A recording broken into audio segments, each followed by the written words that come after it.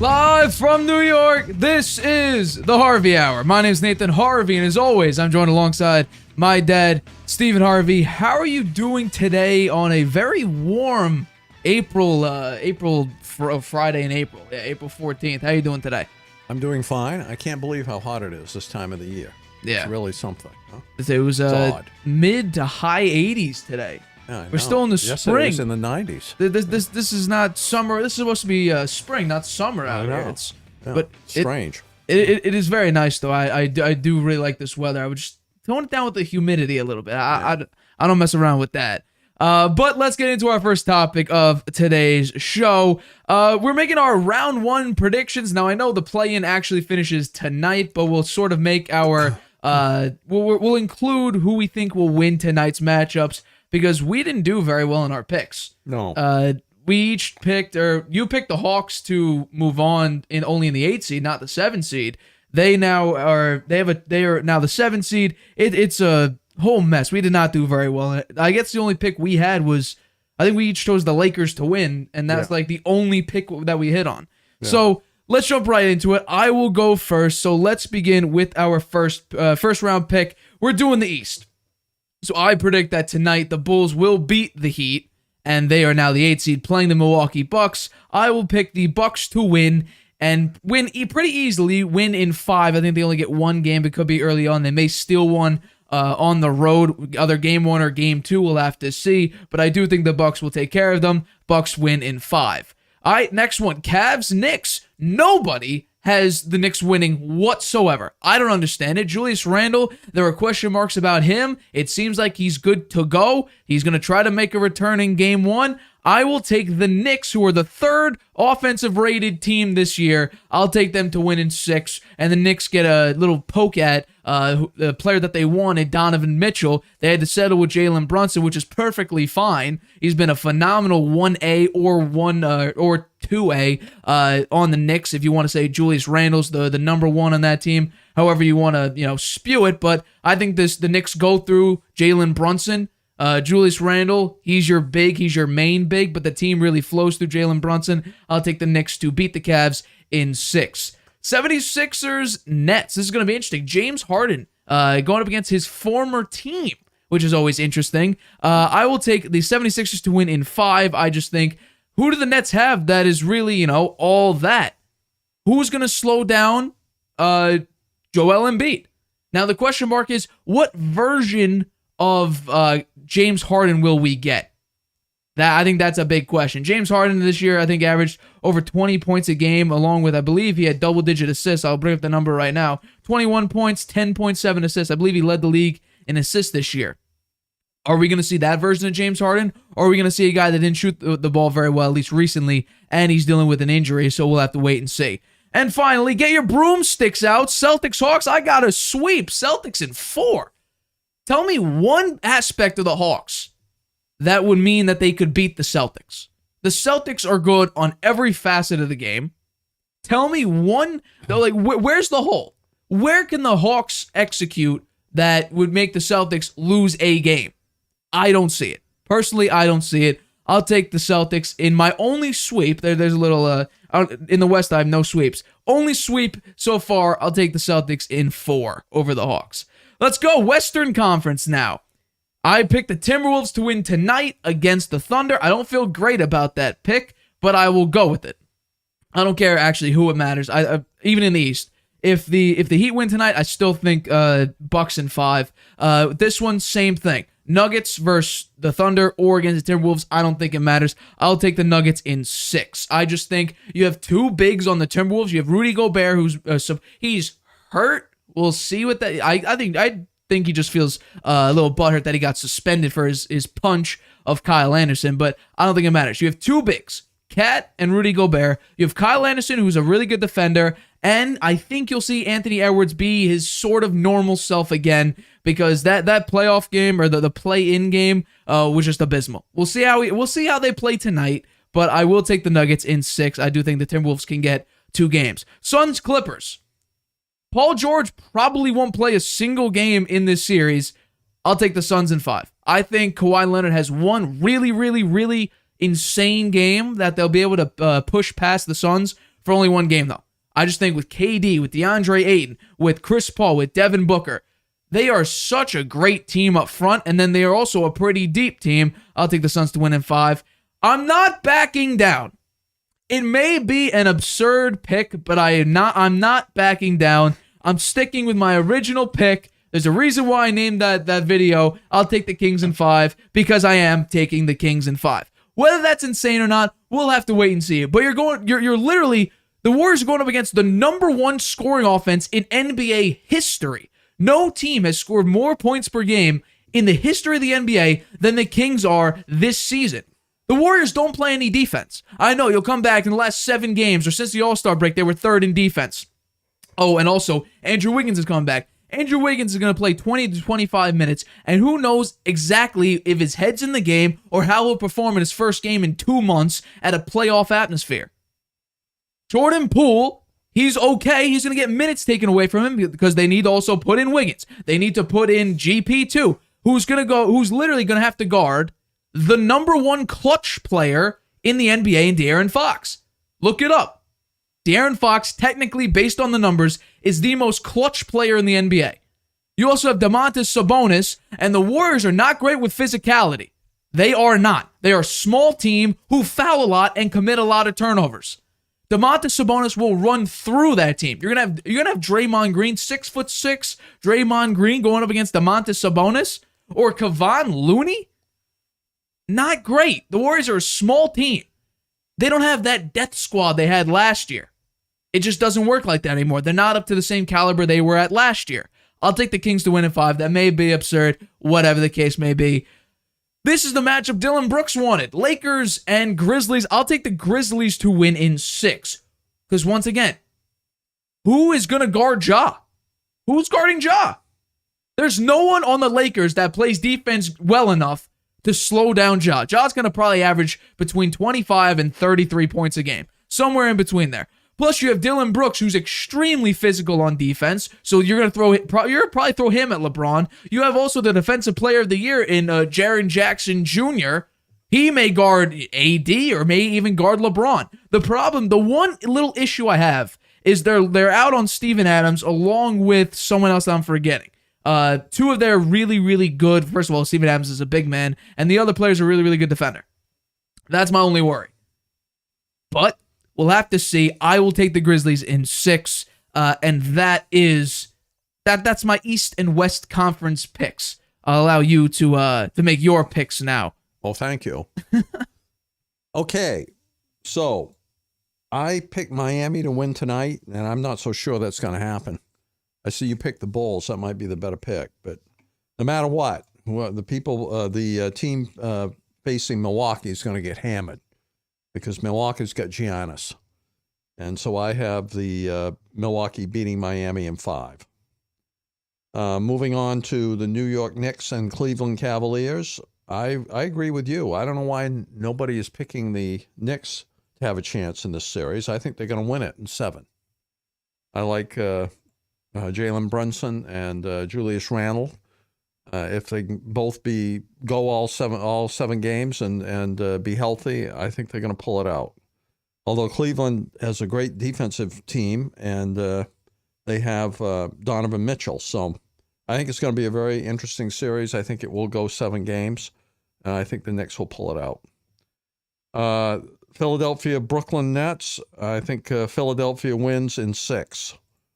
I'm not sure why I think the Nets can win 2 games, but I think that Philadelphia is kind of spotty sometimes. Sometimes they're not play up to their level of talent. So I think the Nets can win a couple maybe, but I do think Philadelphia wins this series. Boston, Atlanta. I like the Celtics to win in 5. I do think that Atlanta might be able to win 1 game at home. Trae Young having a fantastic game. Maybe they can pull out 1 game. So I've got the Celtics winning that series pretty easily. Then moving over onto the West. Sorry. That's okay. I like the Nuggets over Minnesota in 6 games. I think that Denver's going to do well in the playoffs. they've got Jokic, and he is a pretty special player. He can do everything on the court, and I just don't see Minnesota having that kind of talent to match up against Denver. And then the Phoenix against LA. Clippers. I think the Suns will win that series in 6. Now that I hear that Paul George is not playing, it could be a sweep. You think it could be a sweep? Could be a sweep without him in there. I mean, they show the stats when Paul George plays and when he doesn't. It's kind of night and day for the Clippers. Without him, they really suffer. So they do have Kawhi Leonard, and he is a championship player. I like him a lot, but he can't do it by himself, particularly against Phoenix that has all-world team now. Wow, right. They're amazing, right? Okay, Sacramento, Golden State. I disagree that it will be a 5-game series, but I do think that Sacramento is going to win that series. I think they'll do it in 7 for 2 reasons, basically. Golden State's horrible on the road, and Sacramento has the home court advantage. And number 2, they have Mike Brown as their coach, who was a coach with Golden State for a long period of time. He knows all their players very well. I think he'll have his team ready to play them, and they're the number 1 offense in the league. I think they'll win this series, but I do think it will go 7 games. And then the Memphis Lakers. This one, I'm picking the Lakers. Ooh. It's probably a mistake. I don't know, actually. I just don't think, I think LeBron's still got enough in the gas tank there to make a difference in this series. The Grizzlies don't have the kind of experience that the Lakers have in playoff competition with LeBron on the other side and Anthony Davis. Both those guys are healthy right now. If they stay healthy the whole series and play up to their potential, I do think they can upset Memphis. Those are my picks. That's the big question, though. Can AD be his normal, or be the AD that the Lakers were hoping that they would get? A guy that averages 25 and 10. Yeah. But he's probably going to need to do more than that. But that's the AD is the big question mark. I don't think there's any pressure on LeBron to come out here and go back to like the 2018 Cavs, where he just carried them throughout the entire playoffs and tried. Well, he won't be able to do that throughout the whole. Correct. If they do advance, he can't be carrying them in every series because he's just too old. Right. So I do think they have a chance to get by the Grizzlies, though. AD, I think, is going to be the big X factor there. He's the X factor. So those are our picks. We'll see how we do. We didn't do so hot in the play-in tournament. One right. We did pretty poorly. Oh, wait, I got the Hawks right. They did make it in. Well, a different way than I thought. Yeah, you thought they'd be the 8 seed. Yeah. They turned out to be the 7 seed. Let's get into our next topic here. Big Ben on his podcast recently made some questionable comments and controversial comments about Lamar's ability to throw in the context of the Ravens acquiring OBJ. This is what Big Ben had to say. With Lamar, you want to bring safeties down to help stop the run, because you don't really fear Lamar's arm, his accuracy all the time. Sure, he's got a huge arm; he can make things happen when he scrambles and whatever. But you don't fear him just sitting in the pocket and picking you apart. So you can bring safeties down because you do fear him running, because he's a different level runner. So you fear that. Yeah. So you bring safeties down. But now, if you got that guy on the outside, you better put a safety back, or it's one-on-one. You can just throw it to him. So it definitely creates some potential opportunities for that offense and for Lamar to run if he has to, or to take those big shots down the field if he needs to, if they're bringing the safeties down. I just want to know your first thoughts before I jump into this, because I do want to start. I just want to know your initial thoughts about Big Ben's comment. Well, I mean, he's kind of intimating that Lamar can't throw the deep ball, right? Yeah. I mean, that nobody fears that if he's in the pocket and looking down the field. They're not worried that he's going to complete one long. Okay? Right. And, having Roethlisberger say that, well, that was his thing, right? He threw it deep about every other play. And he had some success doing that. So, Right. he's kind of comparing himself to Lamar, saying, I'm a better Maybe. deep ball player than Maybe it deep ball could be thrower that than you. I that think something in there about that. it could be the AFC North rivalry, Steelers, Right, Ravens. right, It could be that. right, Could be yeah. that. But I think my thought on it is it's not really clear whether Lamar can throw the deep ball or not because their offense was not geared around that. He didn't have that many opportunities to throw it long because they just didn't do it. And number two, they didn't have anybody to throw it too long. They didn't really have any elite receivers. With OBJ there, that's a different level of talent. And maybe Lamar, maybe that's what they're thinking about. And I think that's a smart strategy, right? It changes the dynamic of the game when you do have to worry about an elite, a deep ball threat. And I think Lamar is very capable of getting the ball to him deep.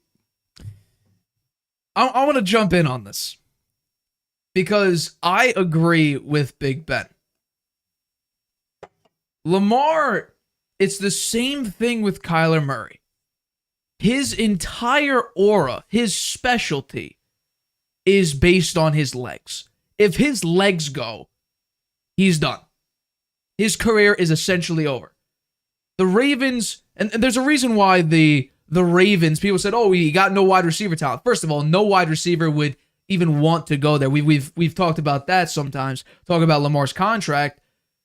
No receiver wants to go there because they can make about the same, if they're a young player trying to get to a team, they would probably go to a team other than the Ravens because when that short contract ends, the opportunity for a bigger payday is with any other team besides the Ravens. Because Lamar the Ravens are a run-first team. And that's strictly based on Lamar's specialty. There's nothing wrong with saying that Lamar, his one thing is running the ball. That's perfectly fine to say. And he's right. No one fears Lamar picking him apart or picking the other teams apart when he's in the pocket. Now, I know people are going to come at me and say, well, he's the number one passer rating in the pocket, the number one QBR in the pocket. First of all, I saw a lot of people comparing Big Ben to Lamar. They're two completely separate players in two completely separate eras. You can't compare a guy who was brought up with basically Jerome Bettis and just a great Steelers defense and a great run game. And Big Ben he played with Hines Ward. He had Santonio Holmes. He played a long time. He played with a lot of different kinds of offenses. Right. They had years when they were running the ball a lot, and then they had years where he was just heaving it. Correct. Yeah. And recently, in 2018, I believe, he was 36 years old. He threw for almost 5,200 yards.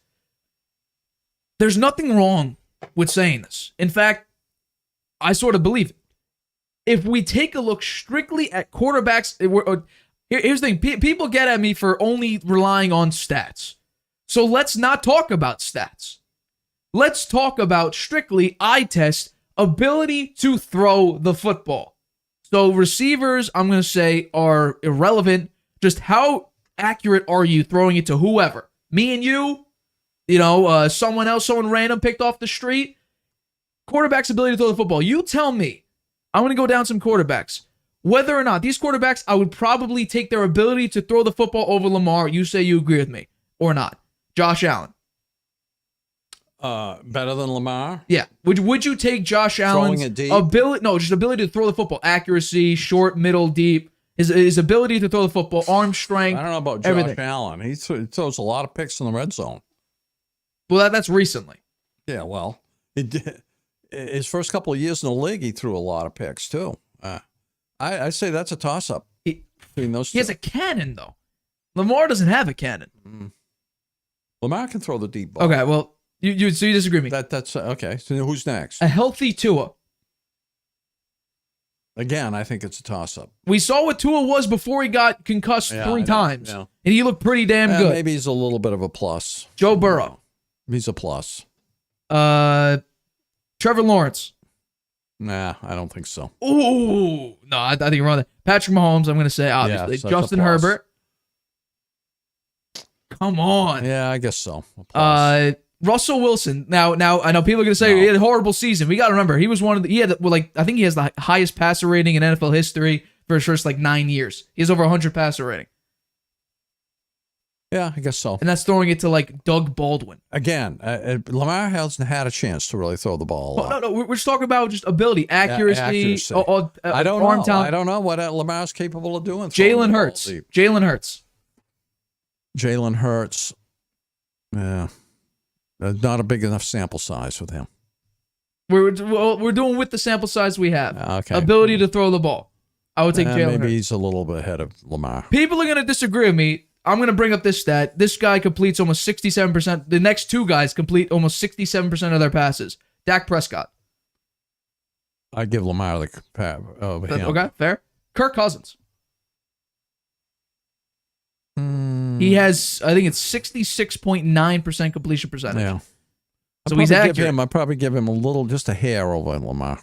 Aaron Rodgers. Yeah. Aaron Rodgers is probably his. Yeah. He doesn't throw the ball deep that often, though. He used to. Now he's strictly a pocket passer. Derek Carr. I'd say it's a toss-up. I'll give you that. Matt Stafford. Give Lamar. Okay. Matthew Stafford. He didn't play at all. He didn't play well at all last year. Well, he was dealing with injuries the entire offensive core. He throws a lot of interceptions. I mean, he played for the Lions for like 10 years. You got to a little bit slack. And then finally, people are going to disagree with me. This guy has a rocket for an arm. Kyler Murray has a literal rocket.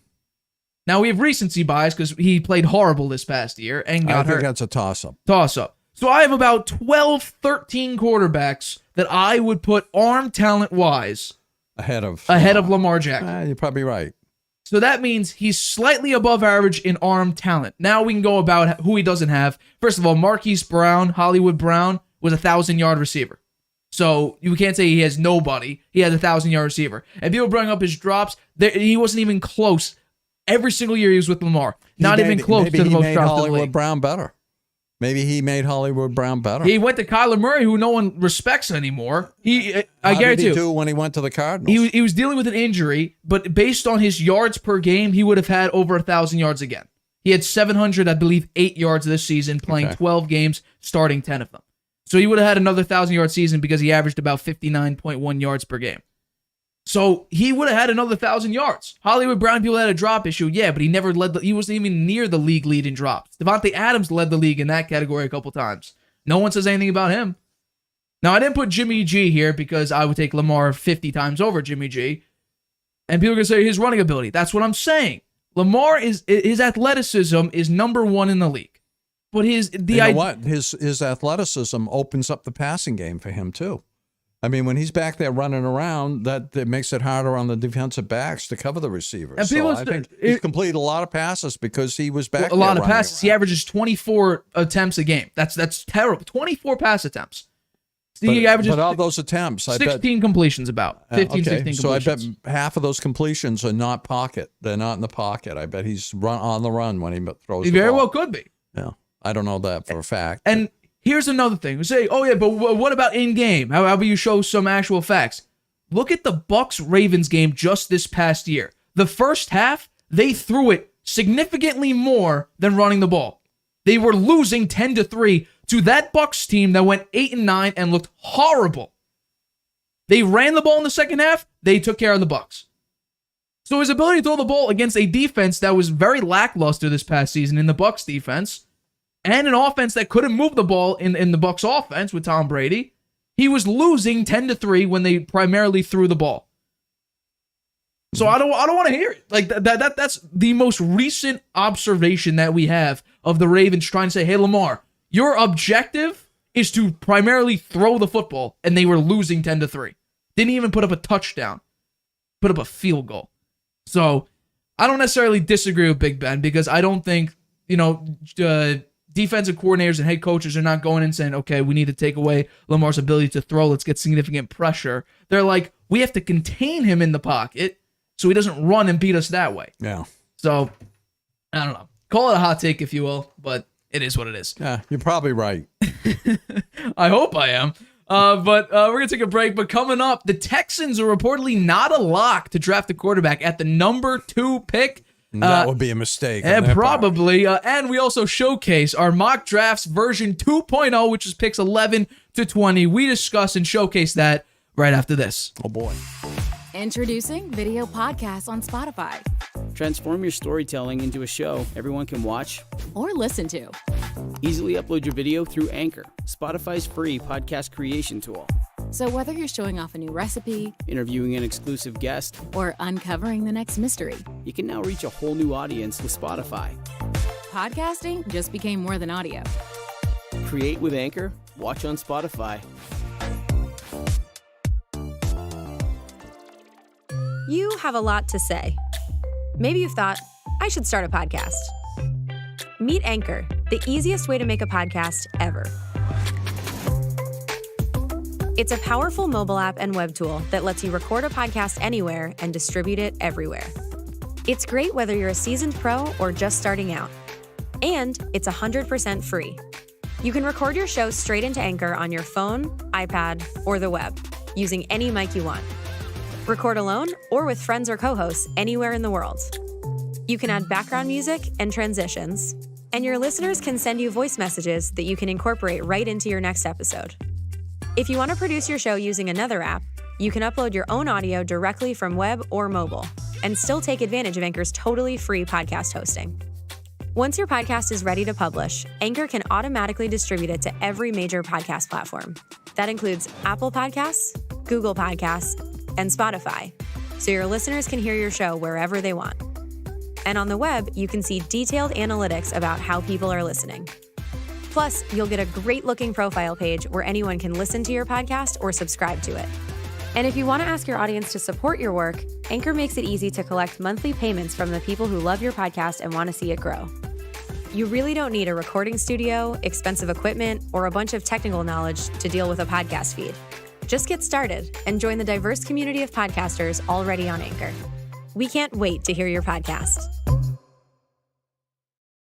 Welcome back to the Harvey Hour. My name is Nathan Harvey, and as always, I'm joined alongside my dad, Stephen Harvey. Let's get into our next topic because we are going to be discussing a little report that came out by Adam Schefter recently, and there were rumors about a week and a half ago, 10 days ago, about the fact that the GM, Nick Caserio, is not exactly, going to be aggressive about drafting a quarterback. He's going to play a little bit conservatively if he doesn't absolutely love a quarterback at the number 2 pick, and going to probably draft like a Will Levis or trade away the pick, and then draft a quarterback if one is available and he likes it well enough at the number 12 pick, which they also have.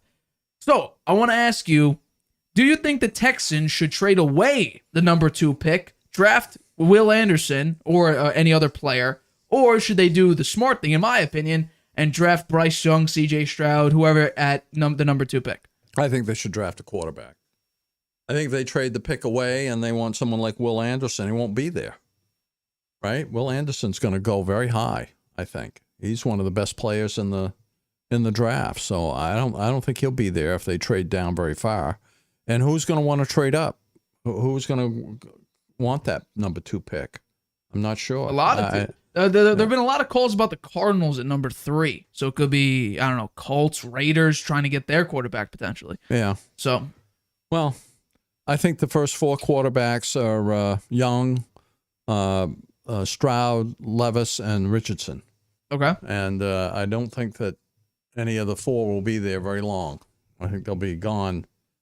I've got a couple of them in the second round of picks, 2.0 picks tonight. Right. So I think the way Houston played last year, man, they need something for their fans. I think they should go out and get one of these what appear to be elite quarterbacks, potentially elite quarterbacks. I think that would be the best thing for them to do. I think this rumor could be sparking up because D'Amico Ryans, who I believe was a former linebacker for the Texans, he's a defensive-minded head coach, so you want to bulk up the Texans' defense. The problem is, though, you have Davis Mills as your quarterback. Hell, he got benched at some point in the season in a couple games for, I believe, Jeff Driscoll, if I'm not mistaken, and Kyle Allen. So, first of all, you draft a guy who could actually produce points. Will Anderson may get sacks, but if you're going to just go 3 and out on the offensive play because your quarterback is Davis Mills, there's no point. You want to draft the guy that could produce points, and that could be a Bryce Young, a C.J. Stroud.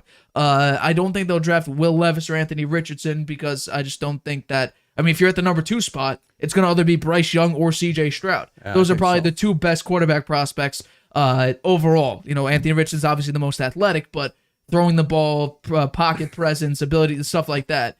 You got to draft the guy that can produce points. You had the 31st ranked offense on third down, 26th best offense in the red zone. In totality, 31st total offense. Pretty bad. Your defense was a little bit better. 30th in total defense. You were very, very bad in the running game. But at number 12, let's see, I have my picks here. I don't have you drafting defensive guy at number 12, but because I think you want to bulk up that offense with a new quarterback, and we're going to get into that right after this topic. You got to get the guy that could produce points. Because while the score may be 3-0 going into the fourth quarter, if you're 0-7 on third down conversions, what's the point? Get a guy who could throw the ball. Besides, you're getting new receivers. You got Robert Woods. You have a really, really good the second-year running back, Damian Pierce, who's had a very, very good rookie season.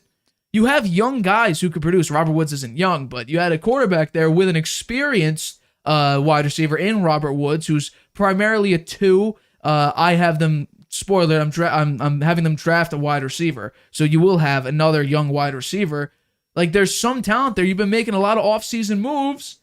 There's no point in trading. You could trade this pick away maybe, but you got to get the guy that can produce points. I think it's a dumb idea. The quarterback handles the ball on every play.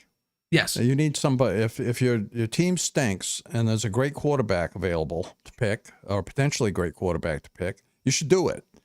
Because the quarterback makes a difference. I mean, it's a team game, but the quarterback makes a big difference. Right. Handling the ball on every play. You need somebody, if your team is terrible, that can make a difference, and that's the quarterback. Absolutely. I think this would be a dumb move. And to say you're being conservative about this, you got to take a shot. You're the Houston Texans. You're a losing franchise. The last time you had a quarterback was Deshaun Watson with Bill O'Brien. And that fell through at the very end. You had The 4 boys and were 12. making the playoffs. Yeah, they were making the playoffs, and they actually were up by 20 against Mahomes' Chiefs before Mahomes then had an they insane collapsed. comeback. Yeah, so and you went 4-12 in your last season. You traded away DeAndre Hopkins for a bag of chips. I think you got Duke Johnson in return for that. What are you doing for that organization? You sort of screwed over your entire future there. So you got to get someone. You got to put butts in seats. You got to do something. Get a superstar prospect. If it's C.J. Stroud, if it's Anthony Richardson, I don't think you go that route. But if it's him, he has some athletic spark. It could be young. It could be Bryce Young. Stroud goes first. I mean that's my pick. I had Bryce Young going number 2.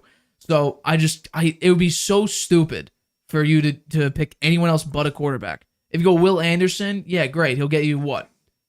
8 sacks in a season in his rookie year, which would be phenomenal if he does that. But where's your points coming from? You're going to rely on a run game with a quarterback that's the 31st ranked quarterback in the NFL? I just think this is stupid. But you know what? This is what bad franchises do. They make dumb decisions. So I wouldn't be surprised. I'd be disappointed because it's just a dumb move, but I really wouldn't be surprised. I think it'll whatsoever. really turn their fans off if they don't draft a quarterback. You got to put butts in seats. Yeah. You're spending all this money. You give yourself a chance to improve. You can build around somebody like that. Right. Those guys are talented. Davis Mills had an okay rookie season. I mean, they didn't win much, but his statistics-wise, he played fine. He was the second best rookie quarterback. Better than Trevor Lawrence. Mac Jones was better than every single rookie, but he was better than Justin Fields. He was better than Trey Lance. All these quarterbacks, he was better than. He was number 2. So, I get it. That's the only positive thing I could say about Davis Mills, because this season he didn't look great. Yeah, Maybe they'll blame that on the coaching. I don't know. Honestly, maybe they're going to give him another chance. I don't know. I would say the GM will get fired. I would say if they do should poorly this draft a year. quarterback and let there be a competition between the two of them, right? It's not a bad idea. Yeah. Not a bad idea. But, I mean, I think Casero got a bunch of head coaches fired. You had Lovie Smith. I forgot who it was before him, but you had a bunch of coaches fired. Now, at some point, if the team doesn't look good, it's you or that's going to get fired this time. And I think if the Texans don't do well this year and they don't have any personnel, he's going to be out of a job for the Houston Texans. Let's get into our next topic. We got the mock draft, our versions 2.0, picks 11 to 20. Next Friday, we will finish up the entire draft, 21 to 31.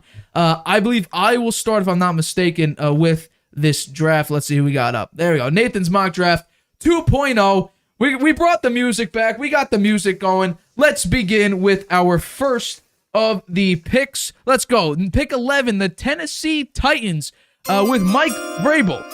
Select Jackson Smith-Njigba, wide receiver, Ohio State.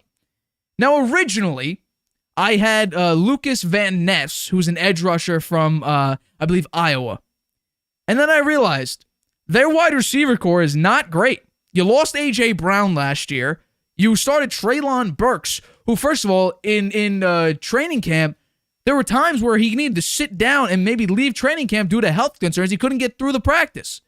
And besides, you deal with injuries this year with Treylon Burks. You got to have someone that's good at wide receiver. The wide receiver comp for Jackson Smith-Njigba is Julian Edelman. So what does that mean? Well, Julian Edelman for the Patriots was extremely reliable, extremely durable, and a phenomenal slot receiver for them. This is potentially their biggest need, is wide receiver. The way Jackson Smith-Njigba calculates the field, everything is in slow motion. He's a technical savant. He has the ability to break off of the routes. The full tree. I guarantee you could probably run the full wide receiver tree. His ability to move, cut, slice is insane. Probably the best in this draft class. The only issue is that he's not a very speedy receiver. He's very, very technical. But still, you get him on the line, you don't press him, I guarantee you he can create some separation. But let's also talk about another guy who can create separation. The Houston Texans at number 12 select Jordan Addison, wide receiver, USC. This guy could also create an insane amount of separation and can also run the full wide receiver tree. Robert Woods is your wide receiver 1. Now, there's some issues with Robert Woods. He's not exactly a great receiver. Jordan Addison is more of a wide receiver 2. That's the only issue I would say with the Texans. They don't have a true number 1. Robert Woods was sort of always the wide receiver 2, like on LA. So I don't really, I don't know how this will work out in its totality. But Jordan Addison, there's a lot of reports out saying that only really Jackson Smith-Njigba is the only first-round wide receiver. But I could definitely see the Texans, after drafting Bryce Young, go after a receiver. Honestly, if I didn't put Jackson Smith-Njigba with the Titans, I guarantee you I would have put him here with the Texans. Here's the thing. If you single him, you will pay. That's the problem with him. He could easily fit into any sort of situation out wide, in the slot, sort of in that in-between area, in between the wide out and the slot receiver. Put him there. Jordan Addison is a very versatile receiver. You may even toss him some handoffs, maybe. Who knows? I got the Texans choosing Jordan Addison, wide receiver from USC. All my Jets fans, you've been waiting on this. The Jets pick with the 13th pick the guy that they need, offensive tackle Paris Johnson Jr., Ohio State. You need an offensive lineman. That is probably your one biggest glaring need on the Jets, is an offensive lineman. This guy's frame, he's huge. 6'6", 313 pounds. Now, there's some issues here because you have Mekhi Becton. You're going to have to move him to probably right tackle. Paris Johnson would need to be in left tackle and get snaps. He's kind of moved around a lot in his career with Ohio State, so you got to give him some reps. I guarantee you, the last season with Ohio State, he was put at left tackle. Jets keep him at left tackle in order to give him some snaps. His explosiveness and strength is insane. The Jets need an offensive weapon, an offensive lineman, and, well, a lot of comments said, how'd I pick Peter Skoronski over Paris Johnson Jr.? That's because I had the Jets taking him. I think this would honestly be a steal for the Jets at number 13. At number 14 for the New England Patriots, I'm taking a very Bill Belichickian move, not drafting a receiver like a Zay Flowers. I'm having him choose a defensive back, cornerback, Joey Porter Jr., cornerback from Penn State. This is a very, very Bill Belichickian move. to not help out the offense in the draft because A, he can't draft offense whatsoever. It's been a monstrosity for years, over a decade of just, bad drafts. I don't have the graphic here of the wide receivers he's drafted, but this is a Belichick move. And honestly, it's not that bad of a move because Joey Porter stands at 6'2", 193 pounds. What was one of my only criticisms about the defensive backs this past year for the Patriots? They're small and slow. Now, Joey Porter's not the speediest of cornerbacks, but his awareness is something I think Bill Belichick would love to see. He's a very, very high IQ, smart cornerback.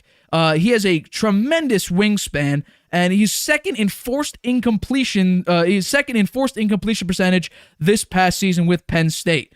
He's a phenomenal press cornerback. And what does that mean? Well, Bill Belichick generally drafts interior defenders and edge defenders very well. The problem is, what me and my dad have said consistently is the midway to the end of the year, the Patriots do not get to the quarterback efficiently enough. With a press corner like Joey Porter, it gives you more time to rush the passer. So, first of all, and also check this out. Porter allowed 68 yards on 106 snaps in press coverage. That's how great of a press coverage back he is. This is a Bill Belichickian move. I'm taking Joey Porter, number 14 for the Patriots. Number 15, the Green Bay Packers select tight end Michael Mayer from Notre Dame. This guy may be the next Gronk. I'm going to say that right now. He could do literally everything. He could pass block. He could run block. He could play the short game. He could play the deep game. He was first in deep catches and deep yards. He was first in contested catches and seventh in forced missed tackles. So what does that mean? He can get deep. He could jump an insane frame. He's 265 pounds. And yet he can go up, jump for the ball, and catch 50-50 balls at that extreme weight for a tight end. He's a big dude. To be that big and apparently to be that quick to get downfield is incredible. Also, his yards after the catcher is also very, very good. And he's a tight end that could run the wide receiver route tree. So Michael Mayer is probably the best tight end in this draft, and I have Dalton Kincaid in my 3.0 going to a certain team that I'm not going to spoil right now. But someone's saying, what about Dalton Kincaid? He's in the first round. Don't you worry. He's going to another team. But number 16, the Washington Commanders, who recently got sold, I believe today or yesterday, they select offensive tackle Darnell Wright from Tennessee. I feel like this team is going to stick with Sam Howell.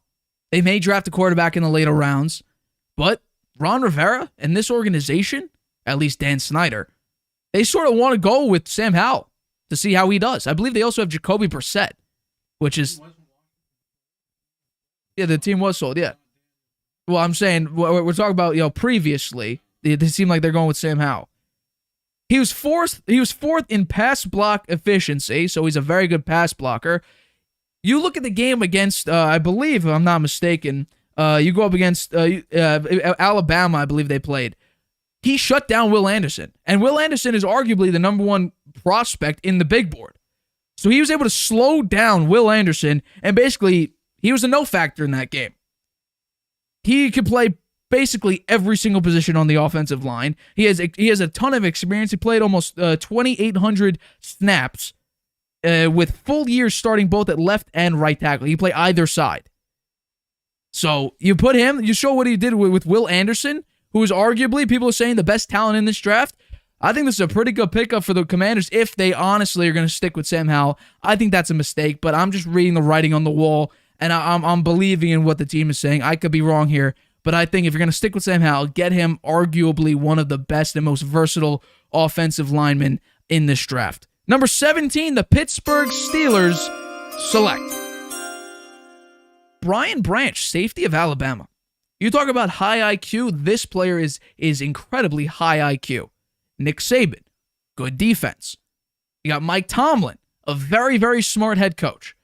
So you combine a high IQ safety with Mike Tomlin, who has extraordinary IQ in football.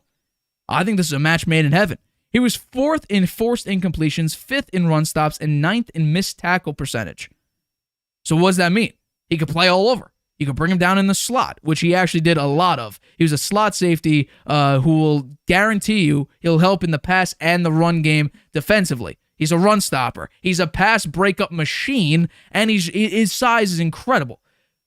He could gain a little bit of weight, and that's the only real knock on him, but his awareness and change of direction, I mean, it's insane. I think the Steelers defense, if they do draft Brian Branch, this will be one hell of a defense. And besides, they lost, I believe they lost a defensive back recently. I believe his name is Sutton.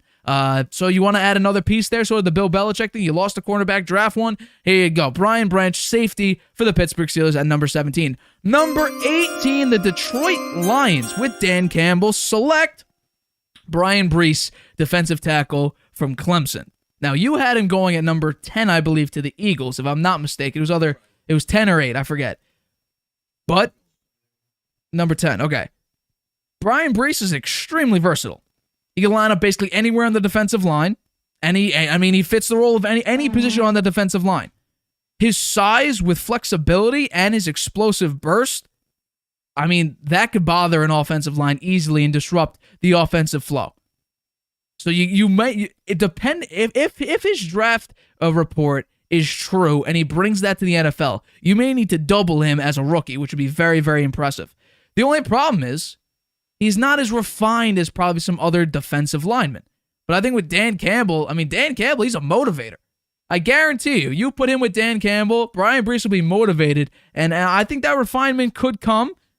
And the other problem I have with him is his pass rushing moves he doesn't even really do. It's a very simple pass rush, which is a problem. He's more going to be that big body that you probably could just run stuff with. But I guarantee you, I'm not saying he's Vita Vea level. I think he could be 1 or 2 steps below that. The big question mark is, will he be injury prone? He had a torn ACL in 2021, and he had a shoulder injury that plagued him just last year. So his health may be a question mark for the Detroit Lions if they do draft Brian Brees. Number 19, the Tampa Bay Buccaneers, after a disappointing season with Tom Brady going 8-9, making the playoffs, getting destroyed by the Dallas Cowboys, select Broderick Jones, offensive tackle from Georgia. They got rid of Donovan Smith, which, amen. He, I believe, led the league in penalties. That's terrible. With a Tom Brady-led offense, he also didn't pass block very well. He's one of the lowest-rated tackles in the NFL last year. Broderick Jones, he's 5th in pass block efficiency. So you're already getting a good pass blocker right there for Baker Mayfield or whoever else you'll have. Kyle Trask at quarterback, I guess. He can also play guard. There was an issue with guard. You had like you had like a center for the first time playing center. You had a bunch of guard mix-ups. The offensive line was a mess. That's not how you really want to go out with Tom Brady being your quarterback in his last season as an NFL player. You don't want to screw the offensive line, and that's what happened due to injuries with, Ryan Jensen. You got to get a guy that's good in the pass game, which Broderick Jones is. He also played guard, which is also very impressive. He has a very, very good ability to slow down a pass rush, which is always nice. The only problem is, though, his timing is the problem. If he doesn't time it well, you're going to find out that your quarterback's probably going to be on the ground if he's lined up with Broderick Jones. But if he times it great, you'll probably have a clean pocket from that side at least. So that's the big question mark I have with him. But the Bucs do need a tackle after getting rid of Donovan Smith, and I think Jones is a great picker for them. My last pick for our mock draft 2.0, the Seattle Seahawks, Pete Carroll, are sticking on defense and drafting Myles Murphy. Your guy. We literally have them flipped and 1 round apart from each other. You had Myles Murphy going 8. I had him going 10. Now, technically this is 10, but it's 20th. Maybe, who knows? But Myles Murphy, edge rusher, Clemson. He was 1st in batted passes this past season, 5th in QB hits. He is a phenomenal locker room presence, which I know Pete Carroll loves to build culture. He believes in culture, and the defense needs some sort of boost, and that's probably why you brought back Bobby Wagner to liven up and get the culture better. He has tremendous utilization of hesitations and head fakes to try to fake out offensive linemen. Now, someone like a Trent Brown who just drops down, I know that like generally on certain situations that's actually a really, really good block, but Trent Brown couldn't get it done. And I think if you're gonna, fake him out, Myles Murphy could do that fake on the defensive line, get to the quarterback. It'll definitely force some offensive linemen to sort of don't know where Myles Murphy is going to exactly attack, opening up a potential option for Myles Murphy to get to the quarterback. And that is my mock draft 2.0. Again, I did this last time. What's your reaction to my picks here? I think it's well reasoned. I think you have made good arguments for most of your picks there. But as I make my picks, I will be disagreeing with some of what you did. That's fine. That's fine. Yeah. I don't expect to be 100% right. Hell, I don't even expect to be 50% right. Yeah. I mean, I think some of your players you've got there are already gone in the first round. No, you have a couple that aren't there. Yeah. And let's go to my picks. Let's go to your picks. Let's go. So your pick, mock draft 2.0. Okay. So Tennessee, the reason I didn't pick a wide receiver because Tennessee doesn't have anyone to throw it to them. Okay, fair. And they have Derrick Henry still. I heard they might be shopping him, Could but be I don't know why they would do that. They hang on to him. They got to have a decent offensive line, a very good offensive line. And Taylor Lewin is questionable with an ACL injury, so I think they're going to take Broderick Jones, tackle of Georgia. And that will help their offensive line, help Derrick Henry, get him back to being the offensive force on the run that they've been in recent years. Second, I take for Houston, Tyree Wilson, the defensive end from Texas Tech. I think the Texans suffer from a defensive line that is quite small, right? And this guy's huge, right? He brings heft and power. So I like him to be drafted by the Houston Texans, number 12. The Jets, I got a guy that you had go in the first round, Peter Skoronski. I do agree with you that the Jets need an offensive lineman. Who did you have for them? For the Jets, I had Paris Johnson Jr. Yeah. Who I believe you had in the first round, if I'm not mistaken. Yeah. You may have had him in the first round. I don't remember that. I don't think so. So Skoronski, I think will still. He may be gone. You might be right. He might be gone in the first round. But if he's still there, they'll pick him. And I think Mekhi Becton. I mean, he's missed almost 2 full seasons with injuries. Right? It's questionable whether he'll even play. I don't know what's going to happen with him. This is, I'd say, his last chance. So I think that Skoronski also fits their outside zone running game that the Jets have, and he'd be a great fit for them. You did. You had the Falcons drafting Paris Johnson. Okay. I forgot that. Okay. Moving on to the Patriots. Our team. Now, I don't think that Joey Porter's going to the Patriots. I understand your argument, but Joey Porter played at Penn State. That's in Pennsylvania, right? And Joey Porter's father played for the Pittsburgh Steelers. So I think he's still going to be there, and the Steelers are going to take him at number 17. You're getting a little bit ahead here. I'm getting a little ahead of myself, but that's what I think is going to happen. So I think the Patriots will, despite the fact they failed in the past, and you've documented it and highlighted it and gone over it and reminded me. I've beaten it to death. Over and over and over and over again that the Patriots can't draft a wide receiver. And you've been right. Okay. This year, they're going to do it. Okay. And they're going to get Smith-Njigba. I can't really pronounce his name very well. And I agree with all the talent things that you said about him. He's got quick feet. He's a great route runner. He's exceptional body control. He's very athletic. He creates separation with his great route running. He makes tacklers miss, and he can also block. So I think he's a great fit for the Patriots, and maybe it will shut Mac Jones up, and he'll have nothing. He won't be able to complain as much as he's been complaining in the past. I will say this though: his player comp is Julian Edelman, which would be perfect for the Patriots. Yeah. Getting another Julian Edelman. So yeah, that will be hard to do. Julian Edelman's kind of one of a kind. I agree with you there. Yeah. Okay, next. Packers at 15. Yeah. Well, show it. No, I want to okay, I agree with you 100%. Michael Meyer. Nothing more to say. Number 16. Okay, Washington, Nate. They're going to draft a quarterback. They gotta draft a quarterback, and Anthony Richardson's still going to be there, I think. I don't know. Did you have all 4 quarterbacks go in the first round? I had the Falcons, Anthony Richardson, Colts got Will Levis, C.J. Stroud, and Bryce Young. Okay, so you have them all gone, and that could well happen. But I think if he's still there, Washington would be stupid not to pick him, right? Because he's really athletic, and I think he'll be very good for Washington, who really they don't have anybody really. I mean, Sam Howell. Sam Howell, what do you mean? He never really got much of a chance. It's hard to say whether He came gonna be very, good, very and late in the He came season. very late in the season. Yeah. But I think the Washington's offense needs a spark. It needs somebody that's really athletic, and I think that he provides that. So let's hope that he's still there. He may not be. You might be right. He may be gone. Number Okay, 17, I you already gave said. this one away. Joey Porter. I think that it'd be great for the Steelers. His dad played for the Steelers. He's a really great cornerback. He's probably the best one in the draft. And he played at Penn State in Pennsylvania, so it'd be good to keep him in Pennsylvania playing for the Steelers. Fair. Okay. Lions at 18. I have Darnell Washington going to them. He's a tight end from Georgia. They need to replace T.J. Hawkinson. Actually, they played pretty well without Hawkinson after he was traded to Minnesota.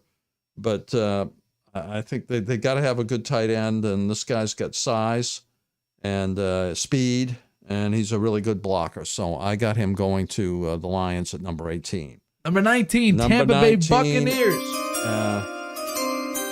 Let's see. Who did I have for them? They have there aren't many. The quarterbacks are all gone, I think. The really good ones are gone. So the next best one, and I think they've got to draft a quarterback, would be Hendon Hooker from Tennessee. He's a little old, right? He's 25 years old, and he had an ACL in 2022. If he hadn't had that, he might have won the Heisman Trophy. He was going for it, yeah. He was going for it. So I think that Tampa Bay should take a quarterback. Again, as we talked about the importance of the quarterback to the team, handles the ball in every play. Tampa Bay has lost a lot. They lost Tom Brady. I mean, the best player that ever played. So I think they should go for a quarterback, and this is probably the best one left. And finally, at number 20, I've got Osiris Torrance, a guard from Florida, going to Seattle.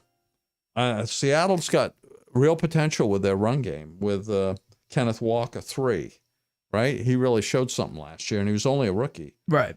In his second year, he could be really dynamic and good. They need some interior line help, and Osiris Torrance is the one who's going to give it to him. Fair. Okay? So those are my picks.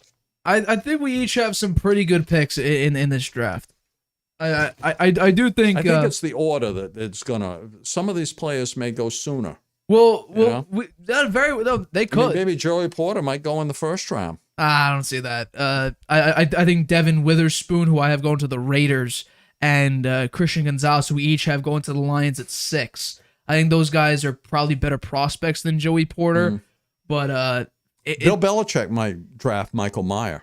I don't know. He's been craving to get another Gronk. He got Gesicki though. They got Mike Gesicki from the. But he's not. He's a vertical tight end. He's a vertical tight end. But I don't know why you would give away Jonnu Smith, get Gesicki, and then draft Michael Mayer when you have a it's so it's a slap in the face. It's receiver, but it's Bill Belichick.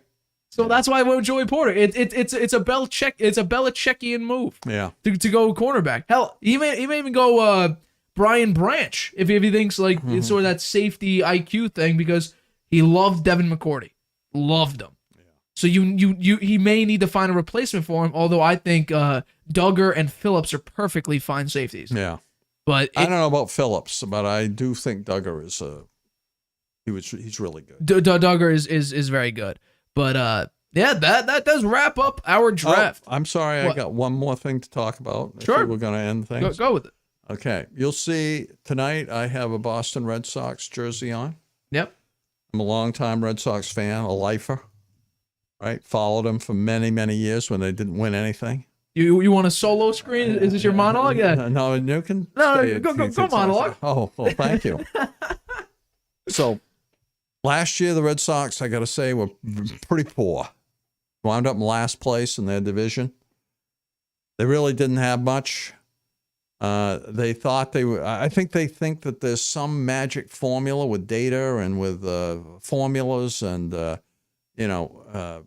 that there's some magic in the numbers that can help them with a team that is sometimes retreads and rookies.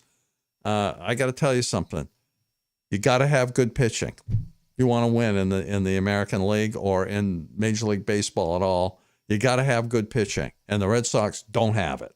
Okay, they didn't have it last year, and they don't have it this year. People they're bringing out of the bullpen, who the hell are they? I never even heard of them before, right? And they're terrible. Look at how many runs they're giving up a game. They do have some offense, right? And I guess somehow they think they're going to outscore teams, but so far it looks a lot like last year, guys, and people are not very happy about it, and I'm one of them.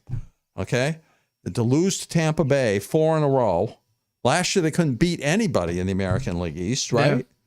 Yeah. They didn't win a series. I think they maybe won one series all year against an American League opponent. Well, they've done it already against Baltimore once. That might be the last time they do it. They got to get their act together. Did they open the year by getting swept by the Orioles? Better pitching, okay? It's one thing to score 7 or 8 runs a game, but if you give up 12, what good is it? Right. Right? So, look at Tampa Bay.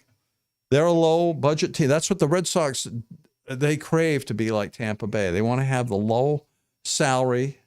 They want to use the data to win. But guess what Tampa Bay has? Great pitching. Yeah. Right? They got a great closer.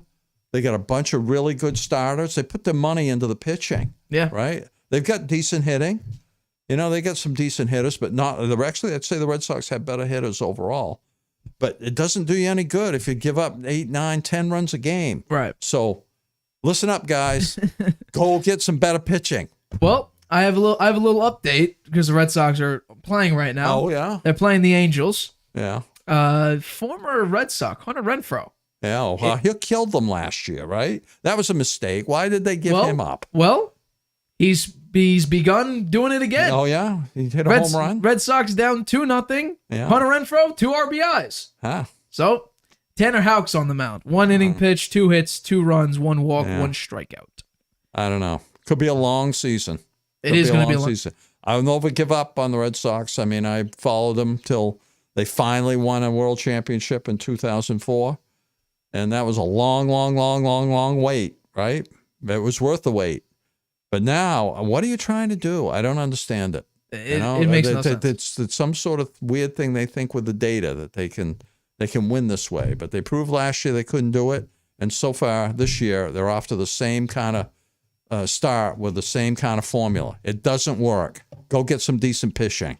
They're trying to do like the Billy Bean thing where he brought in the analytics of combining 3 players on base percentage and pay one guy that has relatively the same thing. The Red Sox have good on base percentage, but what I'm they have saying, no pitching. it's that ideology, I think, because they're signing 1-year contracts for 35-year-old pitchers that are nowhere near the prime that they used to be. Corey Kluber used to be an ace. 0-3. He's 0-3. Corey Kluber used to be a really good ace. Look at Chris Sale. He's horrible. His location is terrible. Yeah. He's given up a bunch of runs. Plus, the other night he was mouthing off to the umps. He's just sour grapes. He's terrible. Right? Yeah, well, the Red Sox are now going to have to go up against Mike Trout, Shohei Ohtani, Anthony Rendon, and Hunter Renfroe. You were talking about some hitting. They're already behind 2-0. 2-0. Right? It's the end of the first. They got no hits in the first inning. They went 1-2-3. Oh, I'm sorry. No. Walked the first one, then went 1-2-3. So, there you go. Red Sox. I said this after the first game. I'll be watching, but even if it's painful. I even said it after the first game. I said I'd be surprised if they win 70 games. Why do the same thing as you did last year and have it so far? It's just the same kind of deal. It looks worse, honestly. It looks much worse. They also think that Alex Cora can create some sort of magic, right? But he didn't show it last year.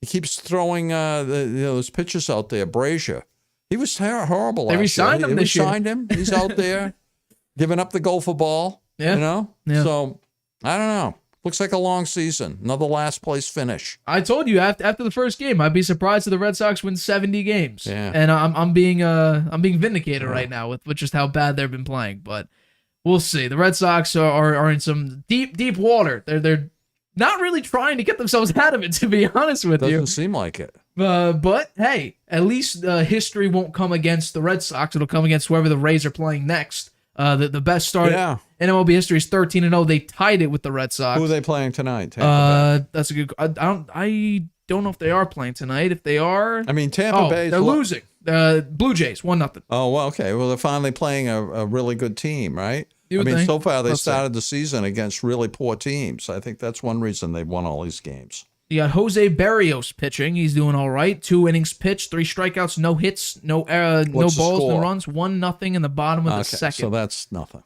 Tampa Bay. Hey, the Red Sox are up like 4-1 until like the 6th inning, Yeah. and then Then they started bringing in these no-name I was- people from the I bullpen. was People watching you the never collapse. heard of before. it was so bad. They couldn't field. You had Bobby Dahlbeck at third, and then you had I mean, Yu there's Chang different- at short, different players, Arroyo different- at second. Different players at Casas the at first. infield positions every game. You You never had know what's going Dahlbeck to played get. short 2 games ago. Like then he playing third base. it makes no sense. He can't hit, guys. That guy, Dahlbeck, cannot hit. Well, Okay. they need to bring him up because Duvall got hurt. Yeah. He was actually he was designated to be That's too AAA. bad that Duvall got hurt. He started off the year phenomenally. Duvall's not going to be back until what, July? June. I think it's June 6th, June Okay. 4th. I think that's at least what the early report is. So So far, we'll the see. Yankees have won all their series. Yeah. You know, No, Yankees yeah. doing well. Aaron Tampa Judge Bay hasn't is- lost a game. The Blue Jays are looking good. Blue Jays Red are Sox tied are- with the Yankees. They're Yeah. going to be in the cellar. They're going to be in last place again. They are. They're not doing well in every division. They're last in the AL East right now. They would be last in 2 other divisions, the NL Central and the NL West. Each have 5 and 8s at the bottom. So not looking too good. Not looking too good. well. Like I said, I'd be shocked if they win 70 games, and it looks like that right now. But They're trying to do it with the farm team, and their farm system is rated one of the lowest in the MLB. Yeah, you got to So- find good players if you're going to do it that way. Right. Yeah. And that's the with Rays did these that though. guys that have passed their prime, and I think there's going to be some last heroic Yeah. season or it makes two, no right? sense. It makes no sense. I like Justin Turner. I like him a lot, but he's not looking so great so far. Yeah, I can get behind that, but I do think that will wrap up this episode of the Harvey Hour. Thank you all for tuning in. We'll see you Monday, 6:30 p.m. Eastern, right here Have a on nice YouTube. weekend. Have a good one. Introducing video podcasts on Spotify Transform your storytelling into a show everyone can watch. or listen to. Easily upload your video through Anchor, Spotify's free podcast creation tool. So whether you're showing off a new recipe Interviewing an exclusive guest, or uncovering the next mystery, you can now reach a whole new audience with Spotify. podcasting just became more than audio. Create with Anchor